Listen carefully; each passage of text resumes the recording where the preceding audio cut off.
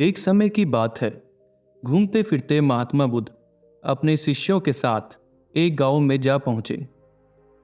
उस गांव के लोग पहले से ही बुद्ध के बारे में जानते थे। रोज सुबह सभी गांव वाले उनके आश्रम के बाहर इकट्ठा हो जाते। सभी लोग उनसे इस जीवन के बारे में कुछ न कुछ ज्ञान लेते। तो कोई सिर्फ उनको देखने मात्र आता, कोई अपनी समस्या लेकर आता। सबको विश्वास था कि बुद्ध के पास हर समस्या का हल है।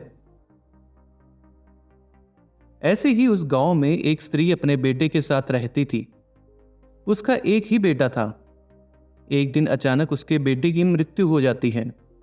स्त्री बहुत रोती है। फिर उसको महात्मा बुद्ध का ध्यान आता है। उसको ऐसा लगता है कि बुद्ध एक भगवान है जो कोई ना कोई चमत्कार कर देंगे और उसके मरे हुए बेटे को वापस कर देंगे। वैसे ही रोते रोते वह बुद्ध के पास पहुंचती है और सीधा उनके पैरों में जा गिरती है। महात्मा जी, आप तो खुद भगवान हैं, तो आप किसी भी तरह मेरे बेटे को जीवित कर दें। मेरा इसके सिवा दुनिया में कोई नहीं है। अगर ये जीवित नहीं हुआ तो मैं भी यहां रो रो के मर जाऊंगी। उसको पूरी आस्था और विश्वास था कि महात्मा बुद्ध उसके मरे हुए बेटे को जीवित कर सकते हैं। महात्मा बुद्ध को उस औरत से पूरी सहानुभूति थी। बुद्ध ने अपने शिष्यों को उसको संभालने को कहा और कुछ देर के लिए सोचा। बुद्ध कहते हैं, अच्छा, तुम दुखी ना हो और रोना बिलखना बंद करो। बुद्ध ने उस महिला को कहा, अच्छा ठीक है, मैं तुम्हारे इस बेटे को फिर से जीवित कर दूंगा, पर तुमको एक शर्त का पालन करना होगा। वह औरत खुश हुई और अपने आंसू साफ किए। उनके सभी शिष्य उनकी ये बात सुनकर हैरान थे, पर उस औरत को एक आस दिखी अपने बेटे को वापस लाने की।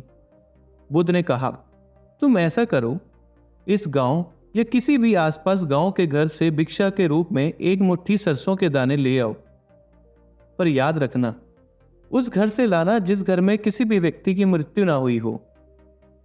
उस महिला को कुछ तसल्ली हुई और दौड़कर गांव पहुंची।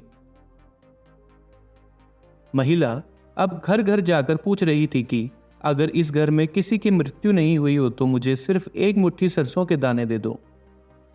दिन भर हर घर खोजने के बाद भी उसको ऐसा कोई घर ना मिला जहां किसी की मृत्यु ना हुई हो। किसी के घर में माता पिता, किसी के घर में पत्नी, तो किसी के संतान की मृत्यु हुई थी। सारे घर तलाश किए इसी उम्मीद में कि शायद कोई तो ऐसा घर होगा, पर आखिरकार उसके हाथ निराशा लगी और वह हताश होकर महात्मा बुद्ध के पास आई। तब बुद्ध बोले, आशा है अब तुमको ज्ञात हो गया होगा कि यह तो जीवन का चक्र है। यहां जो पैदा होता है, जो इस जीवन में आता है, उसे एक दिन अवश्य ही जीवन को त्याग करके जाना पड़ता है। कोई जल्दी जाता है तो कोई देर से, पर एक बात जान लो, मृत्यु अटल है। इसको कोई नहीं टाल सकता, ना मैं ना तुम। तुम्हें इस दुख को धैर्यता के साथ सहन करना पड़ेगा।